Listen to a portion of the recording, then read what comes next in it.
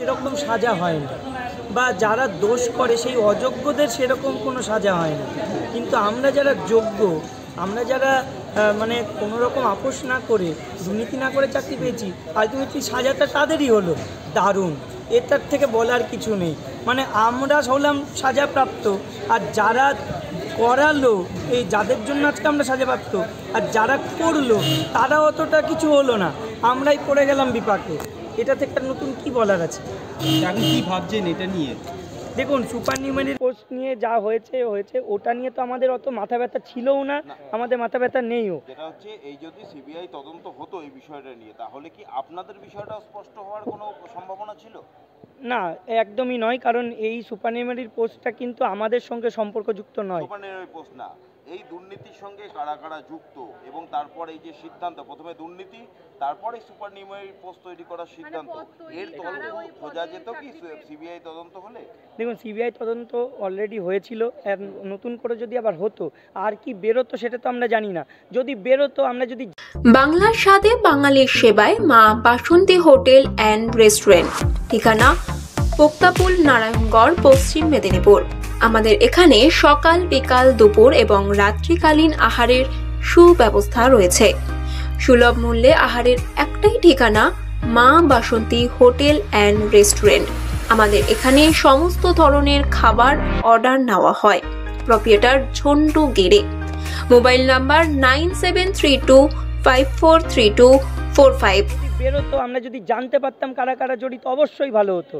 আর গতবারেও আমরা দেখেছি সিবিআই তদন্তের পরেই কিন্তু বাকিদেরকে জেলে পাঠানো হয়েছিল, তাদের বিরুদ্ধে তদন্ত চলছে, এমনকি জেলে আছে, আবার তারা মানে ছাড়াও পেয়ে যাচ্ছে, আস্তে আস্তে জামিনও পেয়ে যাচ্ছে।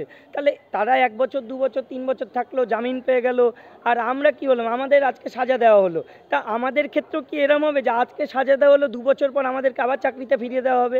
এটা যদি হয়, তাহলে এই 2 বছর ধরে যেভাবে আমাদেরকে বজায় রাখা হোক ভলেন্টিয়ার সার্ভিস, যে এরকম কিছু, এরকম কি হয় কখনো সম্ভব যে তাদেরকে জামিনে ছেড়ে দেওয়া হচ্ছে, তাদেরকে মুক্তি দেওয়া হলো? এটা সারা জীবনের মুক্তি, এটা এমন নয় যে আবার জেলে নিয়ে যাবে। কিন্তু আমাদেরটা ভাবুন, আমাদের একেবারে ছেড়ে দিল, একেবারে চাকরি থেকে সাজা দিয়ে দিল।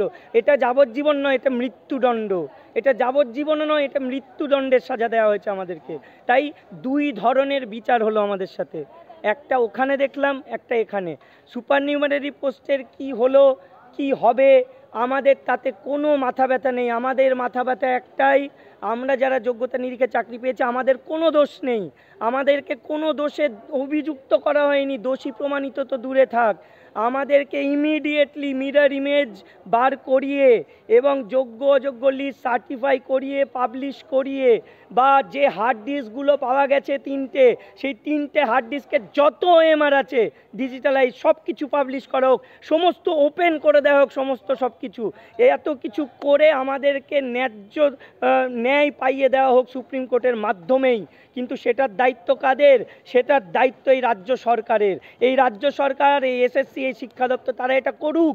তাদের এটা বোঝা দরকার, আত্মসমালোচনা করা দরকার। এখানে কোনো রাজনৈতিক অভিসন্ধিত কারণ নেই, রাজনৈতিক কোনো হিংসা দেখবেন না এটার মধ্যে। বিরোধী দলগুলোও তো আপনাদের এই যে কারণে আজকে আমাদের এই অবস্থা, তারাও আমাদের নিয়ে খেলছে শুধু আপনার কারণেই। আপনারা এটা করতে পেরেছেন বলেই বিরোধী দলগুলো আজকে আমাদের নিয়ে খেলছে। তাহলে সবাই মিলে খেলবেন, আমরা নাচবো, এটা করবেন না। সবাই মিলে ভাবুন, আমাদেরকে এই রক্ষা করুন এই জায়গাটায়। আজকে তাদেরকে এটা বুঝতে হবে, আমরা কিন্তু কোনো পার্টি, কোনো দলের সমর্থক নই। জানাচ্ছেন আজকে রাজ্য সরকারের তরফ থেকে সুপ্রিম কোর্টের কাছে আবেদন জানানো হয়েছে আপনাদের এই বিষয়টা নিয়ে পুনর্বিবেচনা বা এই ধরনের